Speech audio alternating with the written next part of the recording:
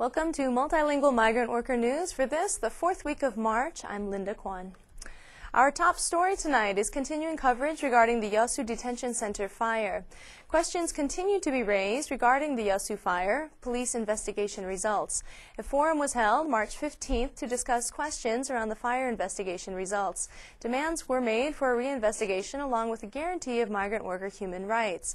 Democratic Labor Party National Assembly member Hui Chan-no said that he would push for reinvestigation in light of the unreliable police investigation results, specifically pointing out police insistence that Kwang Suk-kim set fire to the cell using a lighter based on the investigation report that a clean lighter was found inexplicably 4 days later in the cell where the fire broke out. The government stated that the investigation is completed and they are currently deliberating how to address the matter of compensation for the families of the deceased. Starting on March 20th, approximately 50 migrant workers from 9 different countries, along with 30 members of the Joint Committee for Migrant Workers in Korea, held a sit-in at the offices of the Korean National Council of Churches to demand that the Yeosu disaster be resolved expediently and that measures be taken to prevent such a tragedy from happening again. On the second day of the sit-in, a press conference was held, which called for continued government relief for the victims of the Yeosu fire. They also called the disaster a chance for the government to finally take measures to ensure migrant workers' human and labor rights, as well as legalize all 200,000 undocumented migrant workers. On March 17th, a fire broke out in a mixed residential commercial building in Sindorim in Seoul. As 4 migrant workers from Mongolia were fleeing the fire, they saved 11 Korean workers who were suffocating from the smoke.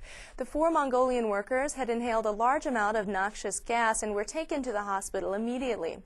There they were told that they would need a careful examination. However, because they were undocumented migrant workers, they were unable to receive an exam or treatment and left the hospital. Even though their lives were saved, they are still suffering from chest pain and headaches, but they are unable to receive hospital care. In an interview with the press, one of the workers was quoted saying, "For me, Korea is my second home. I'm just working to save the lives of those at home." On March 21st, in the midst of the controversy around planned reform of the medical services law, which resulted in around 39,000 neighborhood hospitals, dentists, and traditional Korean medicine clinics closing in mass protest, a migrant worker died while searching for an open hospital in Gwangju, Gyeonggi Province. Mr. S. from Thailand, who was working at a factory in Oppo County in Gwangju, was complaining of difficulty breathing when he collapsed on the job. Mr. S. was taken to a neighborhood hospital by co-workers, but because of the strike, they weren't accepting patients. He died while being taken to another hospital. The slow response of emergency services and their ultimate failure to send an ambulance in time also contributed to his death. This accident was a result of negligence on both the hospital and the emergency response service. As agencies whose purpose it is to protect and save lives, responsibility must be taken for the death of this worker. A special UN report was released calling for the punishment of employers who violate the human rights of migrant workers. Jorge Bustamante, the special rapporteur on the human rights of migrants, made the report to the Human Rights Council on March 20th at the United Nations headquarters in Geneva. Bustamante pointed out that in spite of the implementation of the employee permit system, the reality is that migrant workers don't feel comfortable voicing concerns about the workplace because they have to consider their employer's reaction and lay low to have their contract renewed. In light of this, the UN rapporteur urged Korea to punish all employers that infringe on the human rights of migrant workers and to ratify the International Convention on the Protection of the Rights of All Migrant Workers and members of their families. He also recommended the Korean government provide a means for migrant workers to file lawsuits against employers in cases where their human rights have been violated. Bustamante referred to the Yeosu Detention Center fire and said that the status of migrant workers in Korea must be investigated to find out if their rights are being upheld according to international standards. On March 21st, the Democratic Labor Party held a forum entitled Changing the Labor Union System According to Industry and Guaranteeing Migrant Worker Rights. The debate primarily focused on the need to create a labor union for both Korean and migrant laborers working in the same workplace or industry. Reasons for creating such a union included the fact that there is a limit to the power of migrant workers organizing collectively due to their small numbers, and that strikes often have little effect. In addition, Korean laborers are receiving the same low wages. Participants welcomed the Democratic Labor Party's active, albeit belated, interest in migrant worker issues. This year, pro-immigration U.S. legislators are introducing a comprehensive immigration reform bill that would call for tough border security while also giving millions of undocumented immigrants a chance to become legal residents or even U.S. citizens. The Senate sponsors of immigration reform gave up on a unified bill. However, the House version is heavily dependent on President Bush and other Republican support. Some versions of the proposed bill call for illegal immigrants to pay penalties and/or leave the country briefly and return as legal immigrants. It also calls for more border security and technology-enhanced workplace enforcement measures. Keep the failure of Germany's temporary worker program in mind when constructing Korean employment permit system. Brunson McKinley, the Director General of the International Organization for Migration, visited South Korea on March 15th. In newspapers and in interviews, McKinley stated that the success of Korea's employment permit system meant that it could be a good model by other countries. However, he emphasized that the Korean system should learn from the problems of Germany's temporary worker system that was in place during the 1950s and 60s. In the case of Germany, though the government expected that migrant workers would return to their own countries, contrary to the intended result of their policy, many workers remained in Germany. Director General McKinley noted that while migrant workers may seem like a temporary solution to provided needed labor, Korea must keep in mind the issues that can arise when migrant workers become a fixture in society and what support might be necessary. A true indicator of globalization and international migration is the flow of money sent back home from abroad.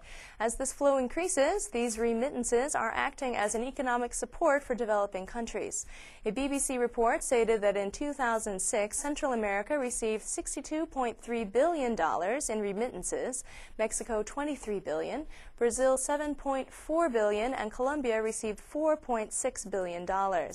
According to statistics in a World Bank report released earlier this year, in 2006, the total amount of remittances worldwide reached $268 billion. The fact that some countries have even created special government departments to deal with remittances highlights the importance of migrant labor in the global economy. Last year, 82,000 foreign women came to Korea to marry Korean men, a 20% increase from 2004. However, the majority of these women arrived without having received sufficient or reliable information about their marriage partner. This is particularly true for those who come via commercial marriage introduction services, 70% of whom are from Vietnam. 3 out of 10 Vietnamese women say that the information they were given prior to their arrival in Korea differed from reality. In response, beginning this July, the Ministry of Family and Gender Equality will begin providing information about Korea to international marriage partners prior to their arrival, as well as offer educational programs designed to help them adjust to life in Korea. Furthermore, the Korean government plans to dispatch officials to Vietnam and the Philippines to provide information on the Korean partner's physical and mental health and finances prior to the registration of the marriage. On March 17th at 3 p.m. in front of Seoul Station, protesters rallied under the banner of Citizens Against Troops Being Sent to Iraq as part of a worldwide protest commemorating the 4th anniversary since the invasion of Iraq. An estimated 1,500 people gathered at Seoul Station Plaza and, despite police obstruction, were able to march along the pre-planned protest route. Protesters chanted, "End the war in Iraq" and "Withdraw troops immediately." We have a couple announcements for you tonight. On April 1st at 2 p.m., a large-scale rally will be held in front of Seoul Station to demand the government's accountability for the Yeosu fire and the abolishment of immigration detention centers.